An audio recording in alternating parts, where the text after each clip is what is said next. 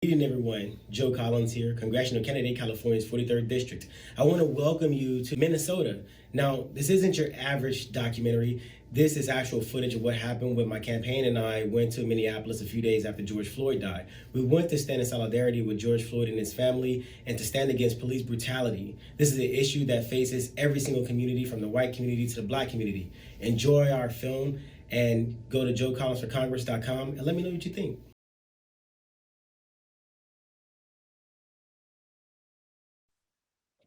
Hi, ARC family. Tonight we have a special treat. We have the producer and the director of the award-winning film Minnesota, the Modern Day Selma, which has won 14 film festival awards and is also met the requirements to be in the Academy Awards screening room for Best Documentary. We're anxiously waiting to see if out of 138 possible documentary entries, the film becomes in the top 15. So Omar Bradley, say hello to everybody. Hello, everybody. You may Thank know you for Omar. offering us an opportunity to speak about film and its importance to the modern era and today's society, and the complex issues surrounding the unfortunate demise of George Floyd and the protests that followed. Absolutely. And we have Michael Carlin with us, the director, who's won multiple film festival awards for his directing of Minnesota, the Modern Day Selma. Michael is a documentarian and has been in the film industry for decades. And so, Michael, how did you and Omar come together and decide to do this project, Minnesota, the Modern Day Selma, about the George Floyd protests following his untimely death? Well, I was originally investigating the murders of Tupac and Biggie, and my research led me to the corrupt Compton Police Department. And I reached out to Omar because Omar knew something about the corrupt Compton Police Department, as he was the person who disbanded them. And he contracted for the city of Compton with the sheriffs to come in and replace that corrupt department. And I had a huge respect for him before I ever met him. But then once I met him, he was able to fill in things I didn't know, and I was able to fill in things he didn't know. And we became fast friends. And then he was actually having a church service in his living room, and Omar became my pastor. And that's how I really got to know Omar, is through his ministry, through him being a pastor. And nobody that I had met up to that point spoke about the real from the streets and was able to put the scripture into the context of, the real life on the streets that Omar had come to know from just growing up in Compton. It was really quite an experience being, one of his congregation.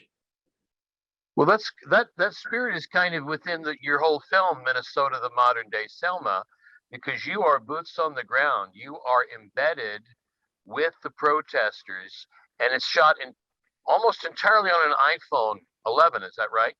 That's correct. And Omar actually told me, "Don't go."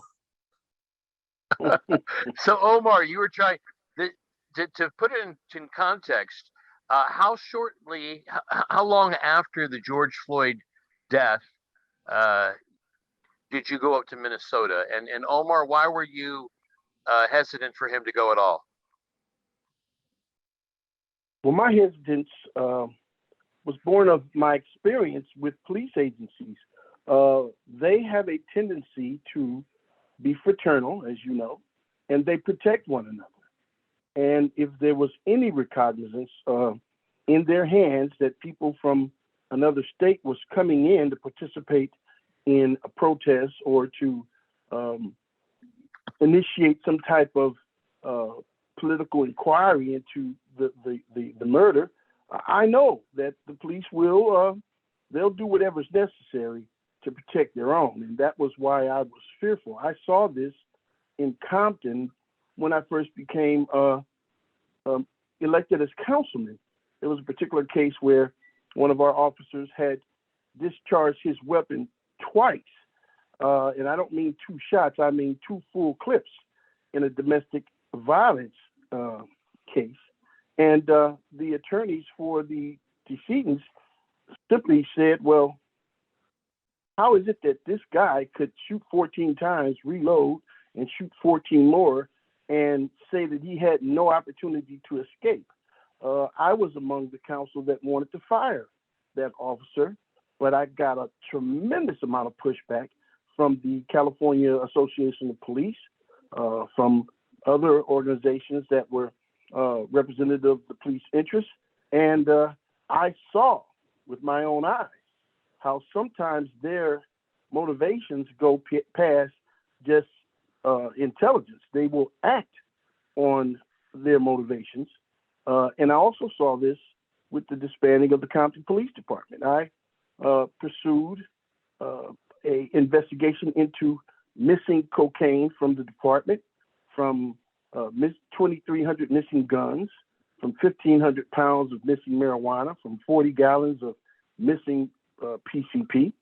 And the Police Fraternal League and police departments, sheriff's department, all of these unions, they ganged up on me. They used their influence with the Los Angeles Times, and they even pushed for an indictment of me, which, to wit, I should say, one of my indictments was for ordering a $13 bowl of oatmeal. 4 of my indictments was actually phone calls that I made, $2, $4, and so understanding that the police work in unison to protect their interests made me fretfully afraid for Michael and the team of guys that went down to protest the injustice relative to George Floyd.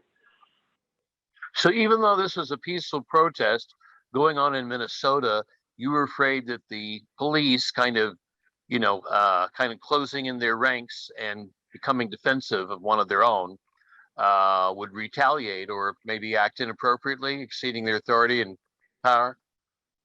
Without a doubt. The police department is a brotherhood. The sheriff's department is a brotherhood. The district attorneys, the prosecutors, they're all brothers. And as brothers operate in any family, they have a tendency to protect one another ad infinitum.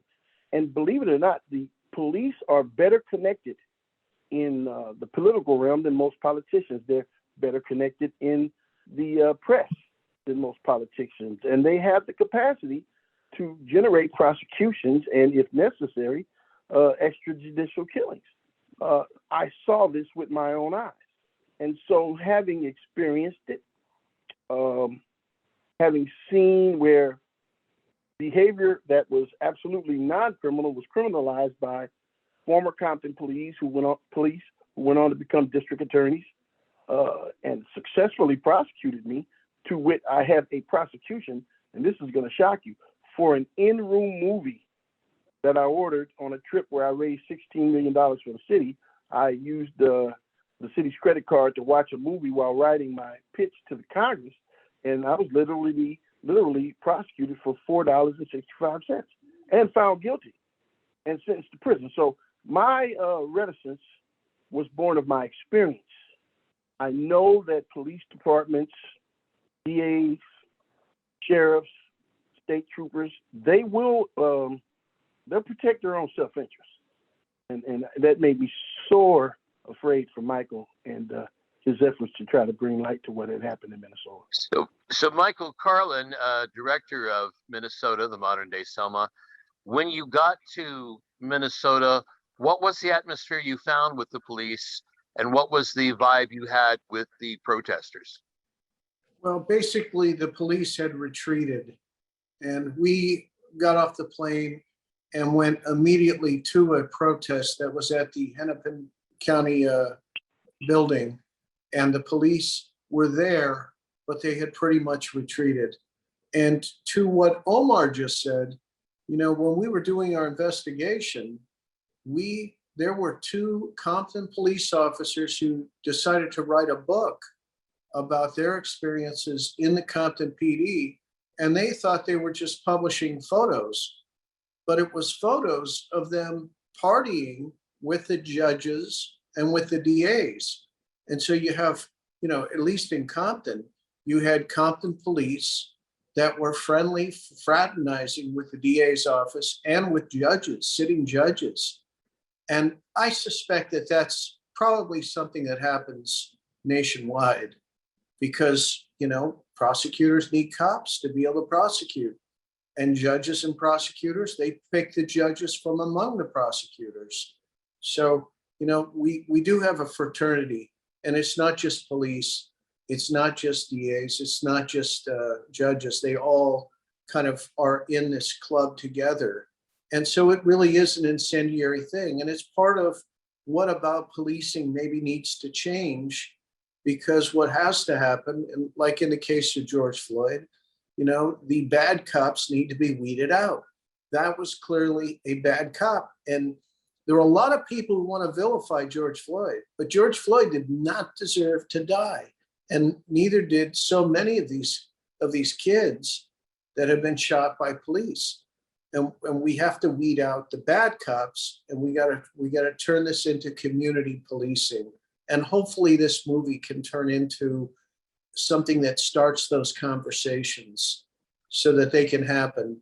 And the community, police, prosecutors, judges can all sit at the table and figure out how to solve this problem together. So now in your film, Minnesota, the Modern Day Selma, we see the peaceful protesters, we see the police, but we also hear the voices of loved ones who had lost other members to police brutality or police shootings, right? Yes. Yeah. And some of those stories are really horrific. I mean, there was one kid that was beaten, and he was beaten by the police, and then they discarded his body into a trash can. And he was found, days later or whatever in the trash line because he got thrown into the recycling bin, and he came out on a conveyor belt with the recycling materials. And that's the only reason they discovered that there was a murder. And that was allegedly the body was allegedly put in the trash by the police. Am I correct? Yeah, there is video of this man being beaten by the police, but then where it would show what exactly happened to the body, that video gets altered and is no longer available as evidence in that case. And then the woman, who is somebody who's demanding justice, gets harassed by the police instead of having somebody like stand in her corner and try and help her get justice.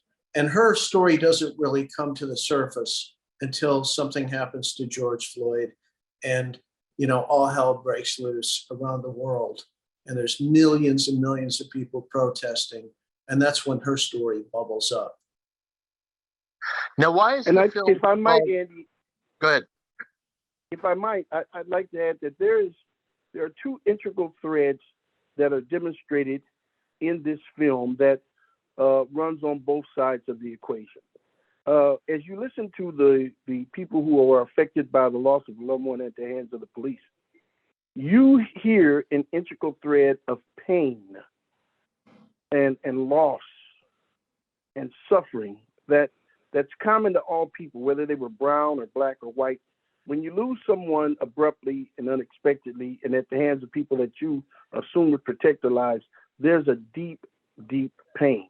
The other thread that runs through this film is the exposure of the fact that no matter what happens to a victim of police brutality, all of the instruments of justice that should prove whether the police are guilty or not are in the hands of the police.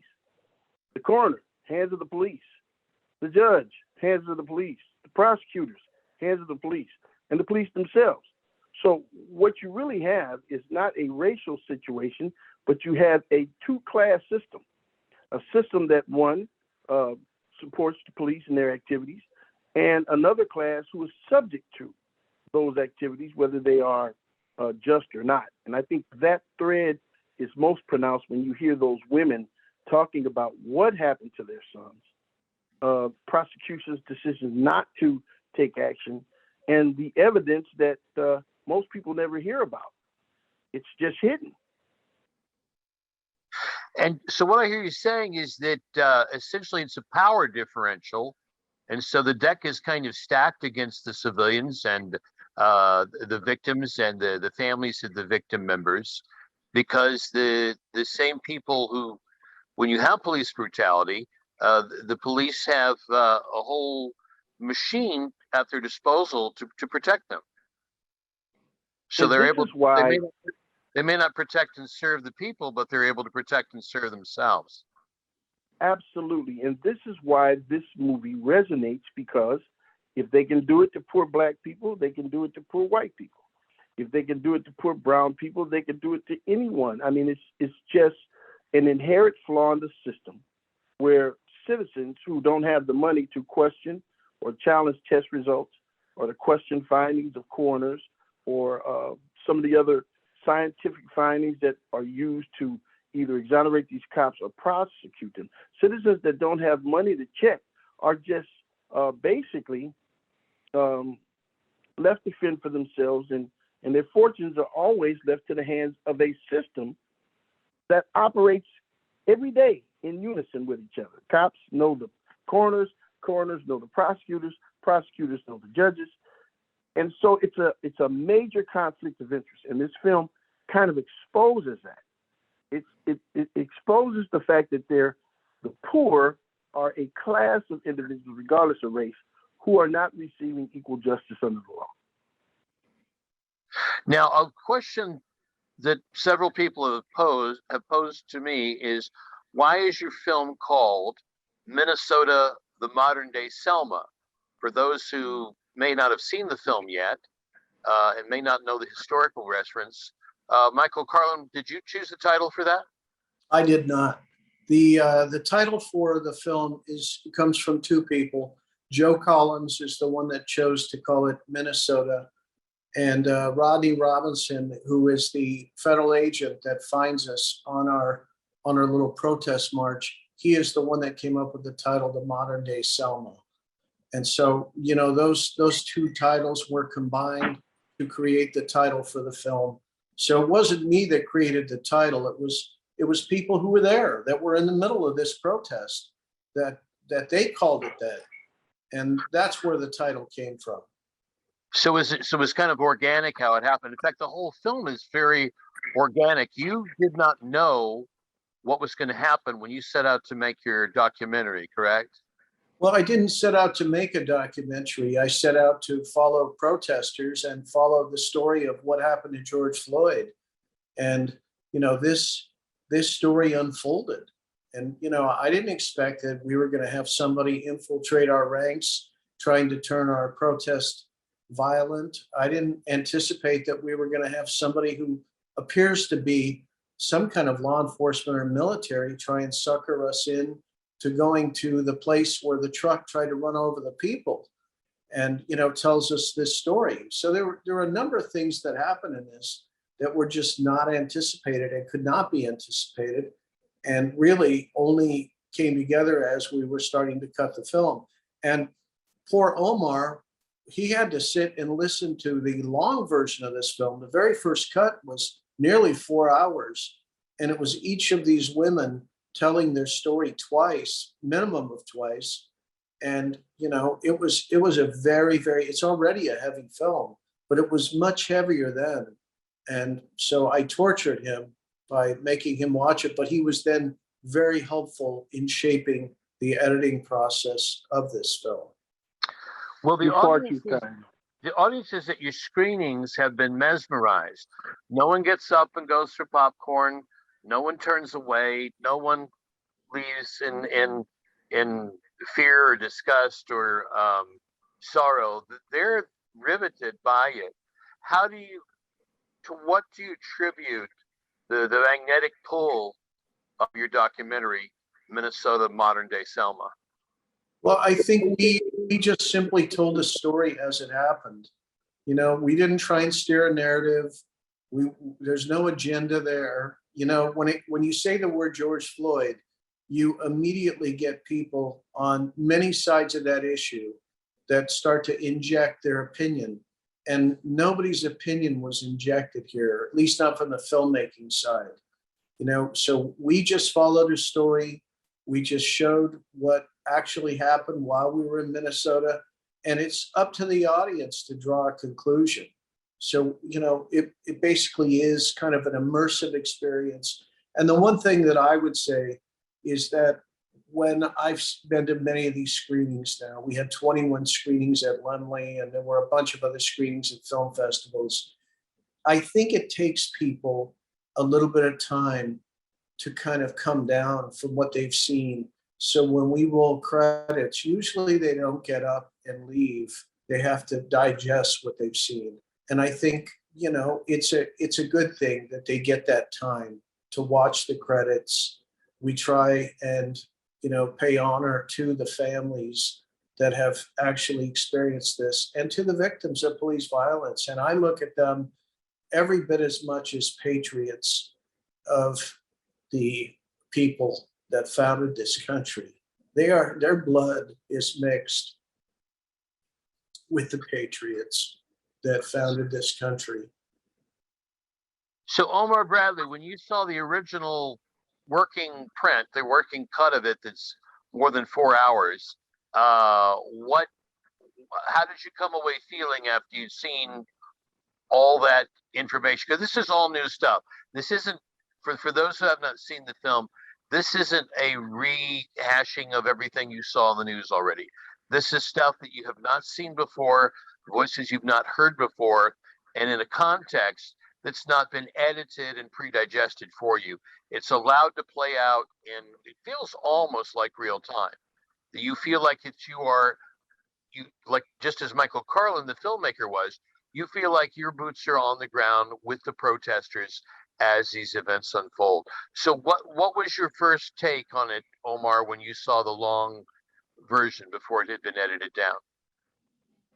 Well, I had an experience of a dear friend who went to college with me, Ronald Sevels at Long Beach State, who was murdered by the police and who was later found to be, he lost his life at the hands of another. I saw Thomas Noguchi, the coroner of the county of Los Angeles, lose his job because he refused to kowtow to the Signal Hill police and say that this boy was not murdered. And I knew Ronald Sevels for 4 years. I went to college with him for 4 years.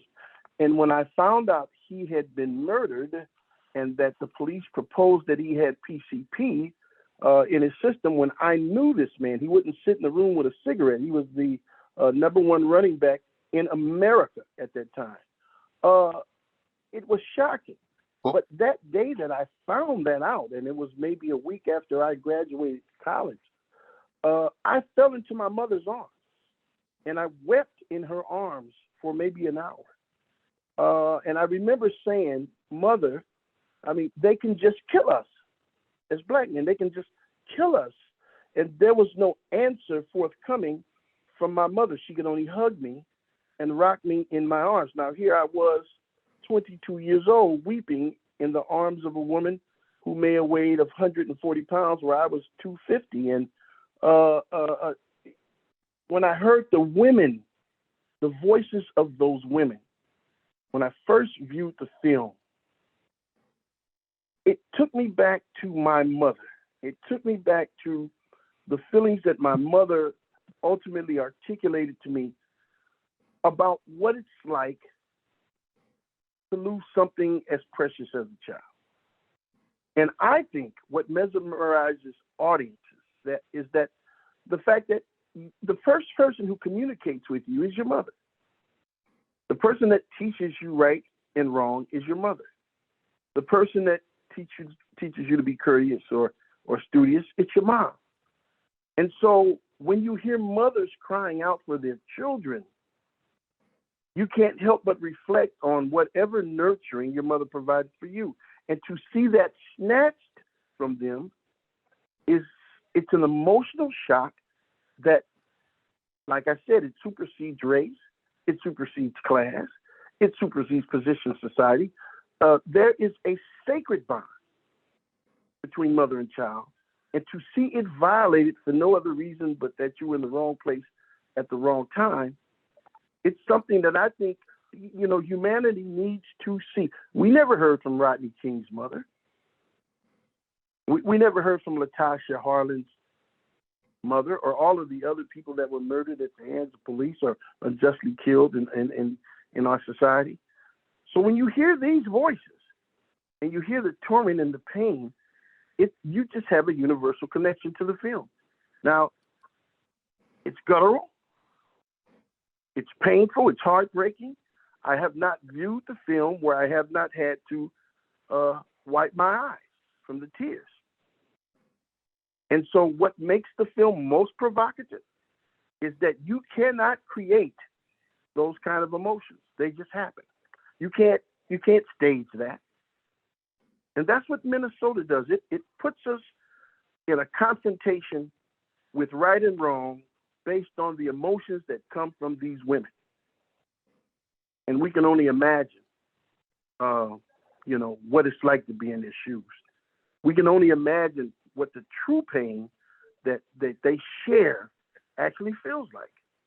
And I think that's what good filmmaking is about. It's about that transference of feelings, making people have a feeling and then therefore a commitment to the film, an investment in the film. This is why I believe no one ever gets up to even go buy popcorn or go to the restroom. Once you start watching it and you begin to understand that this is a highly emotional, highly, how should I say, it's a human film about the human condition and how we treat each other. It makes it a riveting piece, I think. What do you two filmmakers feel? We're talking with Omar Bradley, former mayor of Compton, producer of director Michael Carlin's new film, Minnesota, the Modern Day Selma, an award-winning documentary which is up for Academy Awards consideration as we speak.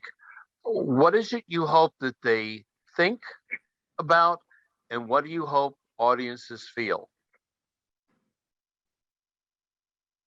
Well, let's let Michael close that out. I'll just say that the transference from film to audience of emotion, of sorrow, of a feeling of injustice and calamity, it's inescapable with this film. And you leave that experience longing for change. And in my mind's eye, that is what art should do. It should move us from one station of life to another mentally. It should make us a better person when we leave there, a more aware person. And in the case of this film, more sensitive. I would just add to what Omar said.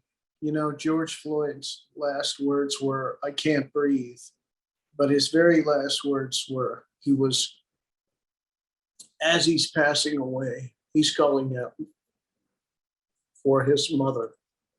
And, you have these mothers telling their stories, and you have George Floyd calling out for his mother, and you can't help but think about your own mother. You can't help but think about your own kids and what we would go through if we went through this ourselves. So what actions actually arose? What good things actually came from the peaceful protests which you documented in Minnesota, the Modern Day Selma? Well, Derek Chauvin's charges were escalated. Then we had the other officers get charged. His bail was increased. And then we also had John Thompson get elected to the city council. So we had a number of victories, and Joe was arrested. And, there was no reason for Joe to be arrested, but he was targeted and he was arrested because he was the leader of this protest. So the Joe you're referring to is Joe Williams, from a congressional candidate from here in Southern California, who went up to Selma. Yeah, Joe Collins, yes. He was a congressional candidate, and he wanted to go there and stand in solidarity with George Floyd's family. And he did And so. He paid the price. He was handcuffed. He was handcuffed by the police. Yeah. And arrested. We had to go pick him up at the jail. And there was one other outcome that was truly significant. The school district of jurisdiction broke their contract with the Minnesota police. Now, I'm not an advocate of defund the police in the traditional sense, but just losing a contract because of the kind of exposure that came from this film and the protests, it sends a signal that nobody is above the law. Everybody is going to be held accountable. And I thought, having a background in government, being an elected official, and being a former superintendent of schools, that was powerful. If you're going to hit somebody, hit them in the purse. And they have a tendency to feel it there. They have a tendency to be aware that this can happen again. It can happen on a greater scale. So we have to do something. And I can't help but applaud Michael. His life was on the line.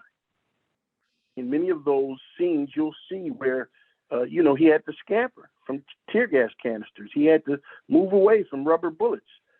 He had to scale terrain that wasn't designed for a cameraman because this, as you said, was happening in real time. And you just couldn't make this stuff up. So where can people see Minnesota, the Modern Day Selma, your new documentary with never before seen footage, shot mostly on an iPhone 11, right? Where can they, and edited with the Apple software, where can people see your film? In January, this film is going to be released on all digital platforms. And, anybody that's, wanting an interview or wants to see the film for review purposes can just reach out to either Omar or myself or even Andy. How do they contact you, Michael? I'm easy, Michael Douglas Carlin at gmail.com. Omar, you want to give your email? Yes, I'm OB7, the word SEVEN, numeral 49 at yahoo.com. OB749 at yahoo.com. Okay. Is there a social media account for Minnesota, the Modern Day Selma, an Instagram or a Facebook page? Well, the easiest thing for anybody is find minnesota.film, and that's the website, and that includes all the social media stuff too. Perfect. Say that website one more time. www.minnesota.film.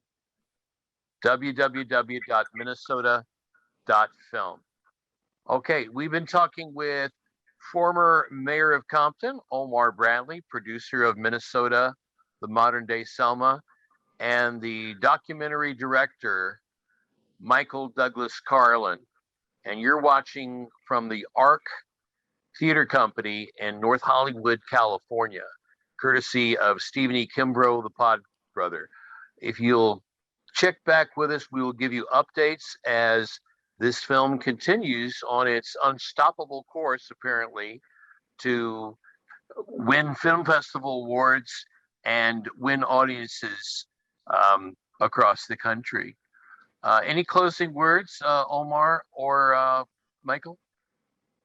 Well, I'll just say thanks, Steve, and of course, thanks, Andy, for giving us an opportunity to express the emotional impact of this film.